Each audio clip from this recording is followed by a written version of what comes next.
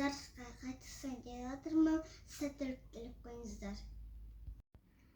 Сәлем достар, қалдарың қалай? Аида мен Сабинаның каналына қош келдіңіздер. Біз бүгін Ақбота зияткерлік олимпиадасына қатысайын деп жатырмыз. Сізге қазір сұрақтарды көрсетеміз сіздерге. Және өзіміздің белгілеп жатқан нұсқаларымызды көрсететін боламыз. Бізбен бірге болыңыздар.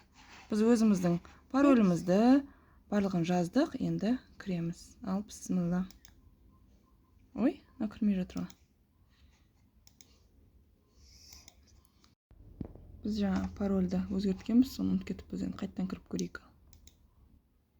О, кірді. Давай сохранить дейік. Ага, кеттік ал. Бастау, міне. Бастау. Сынып 1, бастау батырмасын басқан соң, оқушының сыныбы өзгертілмейді. Дұрыс. Сұрақтар қатысушының сыныбына байланысты.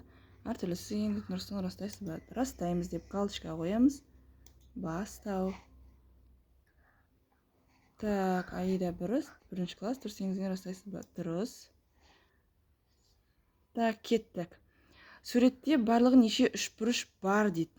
Қараңыздар достар, міне үшбұрыш санаймыз. Біреу, сана. Біреу, екеу, үшеу, төртеу, Міне. бесеу, алты, Міне. жеті. Міне бар, е? Мынау, үйдің. 7, 8. Мына жерден сен 8 деген санды көріп тұрсың ба? 8. Мына жерден қайсы 8? Молодец. Міне. Бірінші сұраққа біз жауап бердік. Қарындаштың ұзындығы неше сантиметр дейді. Мына жерден бастаймыз, қара. Мынау 1 болады былай. 1, 2, 3, 4, 5, 6, 7, 8. Жоқ. Қараңыздар достар, мына жерден 0-ден басталып тұрған жоқ. Міне 1-ден басталып тұр. 1, мына жер сонда 2, 1 болады. Айда көрдің бе? Міне 1, 2, сен по порядку сана, наған қарама. 1, 2, 3, 4, 5, 6, 7, 8. Міне жоқ, 7 ғой, 7-ден тоқтап тұр. Көрдің бе? Мына 8 болғанмен, мына жерден бастап тұр. Қараңдар. 1, 2, 3, 4, 5, 6, 7 болды. Міне. Мына егер 0-ден басталса, ол мына жерге барып жылжитын еді қарындаш. Бұл бізден 1-ден басталғаннан кейін мына жер 8 көрсетіп тұр. Бірақ бізде қарындаштың сантиметрі 7-ні білдіреді достар. Мына жерден сен 7 дегенді көріп тұрсың ба? С жауап екен. Кеттік. Әжесі немересіне арнап әдемі алқа жасағысы келді дейді. Ол үшін моншақтарды жіпке бірдей ретпен орналастырды. Кейбір моншақтарды леп белгісінің артына жасырылған. Соңғы леп белгісінің орнына қай моншақ тұр дейді. Қара. Мына жерде сен наны табу керексің. Қара. Мына жерде қызыл тұр. Мұқият қара. Қызыл, көк, сары.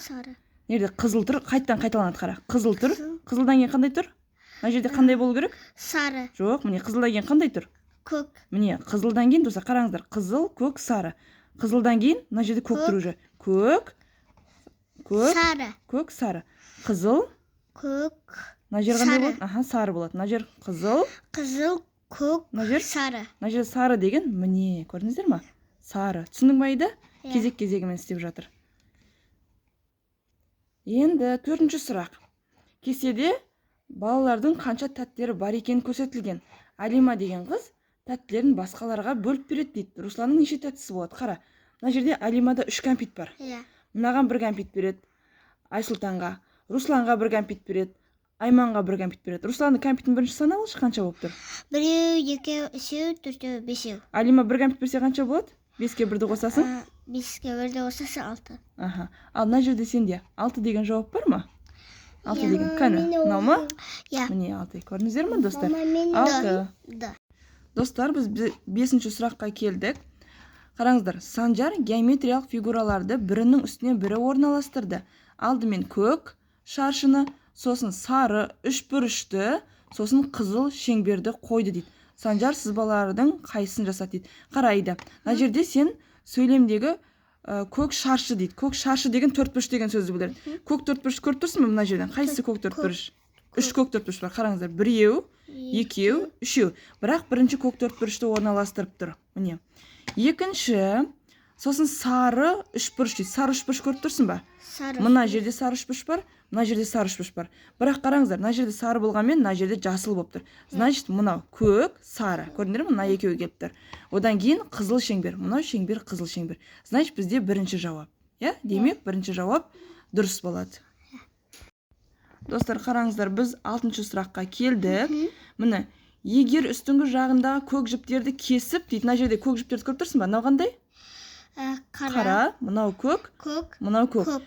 Осы көк жіптерді мына жерден кесіп тастау керек, дейді. Көк жіптерді кесіп, дейді, қарасын кеспейсің, мынаны кеспейсің, мына екеуін кесіп тастайсың.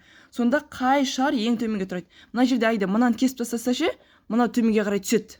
Мына жерді кесіп тастаса, мынау да төменге қарай түседі. Сонда бізде ең астында, мынау үстінде ең ілініп тұрса, соған қарама қарсы болып тұрған ең астында тұрады. Бізде қарама қарсы ең қайсысы болады сонда? Мынау қандай сан?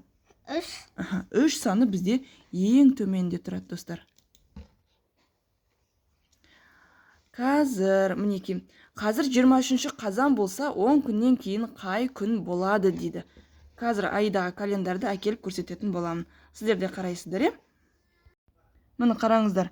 23 қазан дейді. Айда қара міне. 23 қазан деген міне мына жер. 10 күннен кейін дейді. Мына жерден бастап 10 күн санаймыз.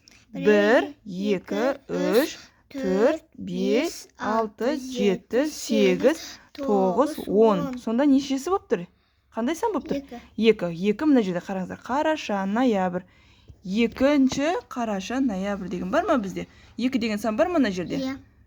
Міне, достар, көрдіңіздер ма? Осылай болады. Бір жүріс арқылы сөздегі кез келген әріпті таңдап, оны жылжытуға болады. Қандай ең аз жүріс арқылы ақыл сөзінен қалы сөзін алуға болады? Қазір сіздерге парақпен ручка әкеліп көрсететін боламыз. Міне, достар, қараңыздар. Мен мына жерге ақыл деген сөз жазам. А, Қ, Л. Бізден шығару керек қалы деген сөзді. Қалы деген сөз шығара аламыз. Соны дейді, қандай ең аз жүріс арқылы дейді. Қараңыздар, қалы болу үшін мына аны мына жерге көшіреміз. Міне, сонда Қ, А болды, бір жүріс болды мына. Мына аны мына жаққа көшірген кезде бір жүріс болды. Мына Л-ны мына жаққа көшіреміз. Сонда қалы. Бұл екінші жүріс болады. Бұл бірінші вариант, бірінші нұсқа болсын. Екінші нұсқа, қалы деген сөз шығару керек. Екінші нұсқа, керісінше, мына ақыл деген сөзді алайық қайтадан. Міне ақыл деген сөз. Енді екінші, мына Қ-ны мына жаққа көшіреміз. Бірінші жүріс Қ болды. Сосын Л-ны қайтадан мына жаққа көшіреміз. Сонда тағы да қалы деген сөз шығады. Бұл екінші жүріс, екінші вариант болады. Бірінші вариант, екінші вариант. Қай вариантты, қай нұсқаны қарасақ та, екі әріпті көшіру арқылы жүргізуге болады. Мына жерде 2 деген сан бар ма сенде? Иә, міне. Яғни бізде В жауабы дұрыс болады. Қай жеміс ең жеңіл дейді? Қара. Алма ауыр болып, мына жақта Айда мен саған бір нәрсе түсінемін. Достар, қараңыздар, таразының басып тұрған жағы ауыр болады да, көтеріліп тұрған жағы жеңіл болады. Сонда ананас ауыр болып тұр ма, или алма ауыр болып тұр ма? Ананас ауыр болып тұр. Енді мына жерде қарасақ, алма қандай болып тұр? Ауыр. Иә, алма ауыр болып тұр, бірақ ол ананастан жеңіл болып тұр. Сонда бізде ең жеңіл жеміс ол, не ол? Апельсин. Жоқ, қауынға да ұқсайды екен, достар, апельсинді білдіреді. Көрдіңіздер ме? Егер біз алманы ауыр дейін десек, ананастан жеңіл болып тұр. Ананасты жаңағы жеңіл дейін десек, ол барлығын басып тұр. Ал апельсин ең жоғарысында. То есть апельсин бізде ол алмадан да жеңіл болып тұр. Көрдіңіздер ме? Алма ананастан жеңіл болғанмен, алма апельсиннен ауыр болып тұр. Сонда бізде ең жеңілі апельсин болады. Тимур дүкеннен тәттілер алмақшы. Қолында 200 теңгелік монетасы бар. Егер ол 170 теңгеге кәмпит алса, оған қалдық ақшаны қандай монеталар мен қайтарады? Міне, достар, қараңыздар, негізі бұл баған түрінде есептесе болады. Бірақ енді бұл негізі 2-ші класстан басталатын сияқты болып тұр ма? Менің ойымша, қараңыздар, 200-ден біз 170-ті алып тастаймыз. Магазинде 200 теңге ақшасы болады, 170 теңгесіне жұмсайды. Міне, 0-ден 0-ді аламыз, 0 болады. Мына жерде 0-ден 7-ні алуға болмайды. 2-ден 0-ге бір қарыз береміз. Сонда мына 10 болады. 10-нан 7-ні алсақ, бізде 3 қалады. мынау 1 болып қалды, 1-ден 1-ді алсақ 0. Сонда бізде 30 теңге болады. Бірақ енді 30 теңгені мына жерде 2-ге бөлу керек. Өйткені қараңыздар. Мына жерде 30 теңгемен және 10 теңге болса, екеуі 40 теңге болып кетеді. 10 теңгемен 10 теңгені қоссаң 20 теңге болады. 20 теңгемен 20 теңгені қоссаң 40 теңге болады. Ал 20 теңгемен 10 теңгені қоссаң 30 теңге болады. Көрдің бе, Аида? Қараш, 20 теңгемен 10 теңгені қоссаң 30 теңге болады. А бізге 30 шығару керек. Сонда бізде А жауабы дұрыс болады. Математика сабағы бітті, жаратылыстану сабағына көшеміз. Достар, міне біз жаратылыстану сабағына келдік. Мына жерде өсімдіктің қай бөлігі көбінесе ашық түсті болады және жәндіктерді тартады дейді. Егер сіздер өздеріңіз білмесеңіздер, ата-аналардың көмегіне жүгініңіздер. Егер ол кісілер де білмей жатса, кітапты қараңыздар. Ал егер кітапта жауабы жоқ болса, онда қазір интернет дамыған заман, интернеттен қараңыздар, чат GPT деп жатыр. Солардан қарап, дұрыс жауабын қарасаңыздар болады. Міне, гүл ол ашық түсті болады, жәндіктерді тартады. Мысалыға, бізде ара гүлге қонады. Гүлдіге, сол сияқты ғой. Мына жерде қараңыздар, екінші сұраққа өтейік. Қазақстанның қуаң аймақтарында ерекше өсімдік сексеуіл өседі. Сексеуіл деген өсімдік, ол құрап, жаңағы шөп, суы аз жерде өседі. То есть мен дұрыс айтпай жатырмын. Сексеуіл, екінші сұрақ, міне қараңыздар. Сексеуіл өсімдігі қуаң аймақтарда өсетін ерекше өсімдік. Оның тамыры өте ұзын болады. Жасыл өркендеріндегі жапырақтары ұзақ әрі түссіз қабыршықтарға ұқсайды. Қалай ойлайсыңдар? Неліктен сексеуілдің жапырақтары осындай болады дейді. Біз былай жасадық. Шөл жағдайында суды үнемдеуге көмектеседі. Ол мынандай жапырақтары, ол суды үнемдеп тұрады. Яғни, суды үнемдеу барысында осындай жапырақтар болады екен. Суды үнемдеуге көмектеседі деген А жауабын белгілеп қойдық. Енді үшінші сұрақ. Осы нысандардың қайсысы ұшпайды? Мына жерде достар, қайсы ұшпайды? Самолет ұшады ма? Ұшады. Мынау кептер ұшады ма? Шыбын ұшады ма? Қанаты. Пингвин ұшады ма? Жоқ. Оның қанаты болғанменен ұша алмайды, тек қана жүреді. Бізде бірінші жауап А жауабы дұрыс болады сонда. Мақсат өте тез өсіп жатыр. Ол өткен жылмен салыстырғанда 5 сантиметрге бойы ұзын болды. Оның бұлшық еттерінің мықты ететін өнімді таңда дейді. Қант жей берсе адам өседі ма? Жоқ. Шоколад жесе өседі ма? Жоқ. Макарон жесе ше? Ет жесе бұлшық еттерінің барлығы өсіп, салмақ қосылады, бойы өседі. Бізде В жауабы болады. Достар, көрініп тұр ма біздің? Так, енді қараңыздар. Сипаттама бойынша жануарды анықтаңыз. Бұл үй жануары. Оның түсі алуан түрлі. Құйрығы ұзын, үлпілдек.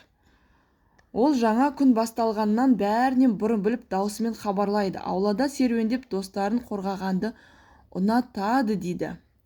Бізде таң атпай мысық оята ма? Жоқ, оятпайды. Сиыр да оятпайды. Ит үруі мүмкін. Оның құйрығы ұзын болуы мүмкін. Үлпілдек болуы мүмкін. Бірақ ол таңертең бізді оятпайды ғой. Бізді оятатын әтеш. Әтеш таңертең бізді оятады. Ол ең бірінші болып таңның атқанын біледі. Сағат 4-те таң ататын болса, 4-те уже кукарику деп елдің бәрін оятатын болады, достар. Сіздердің үйлеріңізде әтеш бар ма? Біздің үйде әтеш жоқ. Қай мәлімдеме жалған дейді. Мына жерде үлкендердің көмегі қажет сіздерге. Біз жерде өмір сүреміз ғой, Біз айда өмір сүреміз бе, или күнде өмір сүреміз бе, или жерде ма? Жерде. Вот, жерде. Значит, мынау дұрыс жауап. Бұл маған сәйкес келмейді. Күн жерден айға қарағанда алыс дейді. Жоқ, дұрыс емес. То есть, мынау дұрыс, бірақ сұрақ бойынша дұрыс емес деп тұрмын. Ай жарық шығармайды. Достар, бізде ай сыртқа шықсақ жарық шығарып тұрған сияқты болады, бірақ ол күн түскен жағы ғана шағылысып тұрады. Ол күн сияқты жарық сәуле шығармайды. Бізде В жауабы ғана сәйкес келіп тұр. Түн жердің күнге қараған жағына түседі. Бұл сұраққа сіздер үлкендердің көмегімен жауап бере аласыздар. Енді 7-ші сұрақ. Міне достар, біз сіздер үшін қайтадан календарды алдық. Қараңыздар, сұрақты оқимыз. 1-ші сынып оқушыларына өздері туған мезгілі, яғни туған күндері туралы ақпарат айту тапсырылды дейді. Думан мынандай мәтін құрастырады. Ағаштардағы жапырақтар сарғайып, қызғылт сарыға айналады. Салқын жел соғып, күн қысқарады.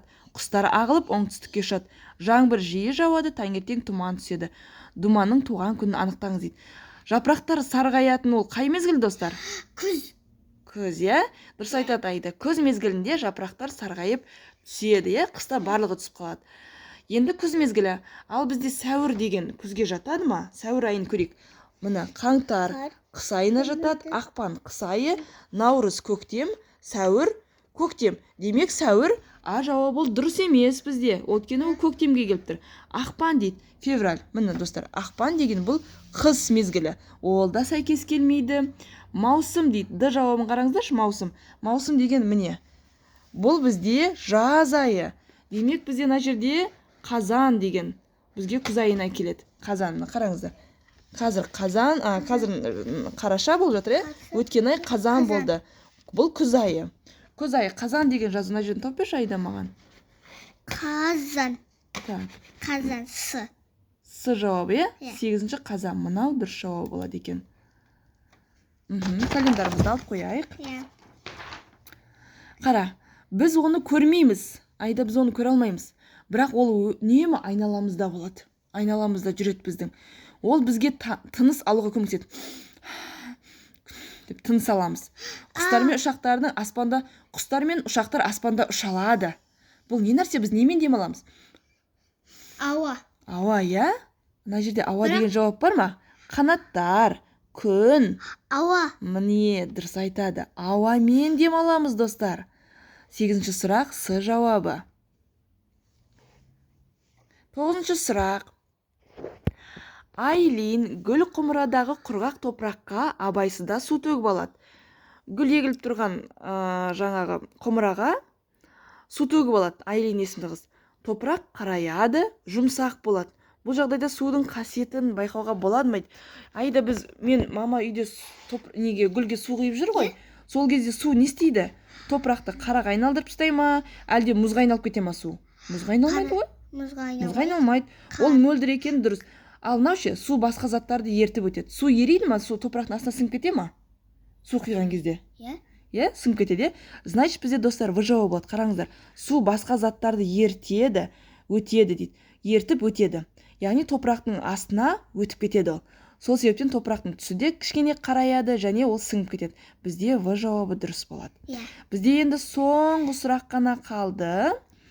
Бірінші сынып оқушысы көрші үйдің терезесіне түтін шығып жатқан көреді. Көрші үйдің терезесіне түтін шығып жатқан көреді.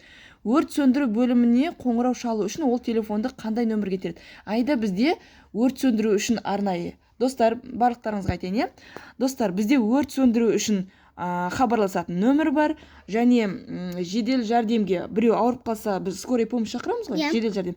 Соған хабарласатын нөмір бар, және біреу затымызды ұрлап алса, полиция шақыратын сондай нөмір бар. Біз соны жатқа білу керекпіз, достар. Бізде 101 деген өрт сөндіреді, ұмытпай, Аида, сен де жаттау. 101 өрт сөндіреді, 102 бізде жедел, бізде полиция, 103 бізде жедел жәрдем. Яғни бізде өрт сөндіру ол 101 екен. Міне, достар, осымен біздің 10 сұрағымыз бітті. Математикадан 10 сұрақ, жаратылыстанудан 10 сұрақ. Енді бізге бұның жауабы желтоқсан айының 2-сінде келеді. Сіздермен бірге бөлісетін боламыз. Жіберу деген, қазір біз жіберуді басып, тестімізді аяқтайтын боламыз.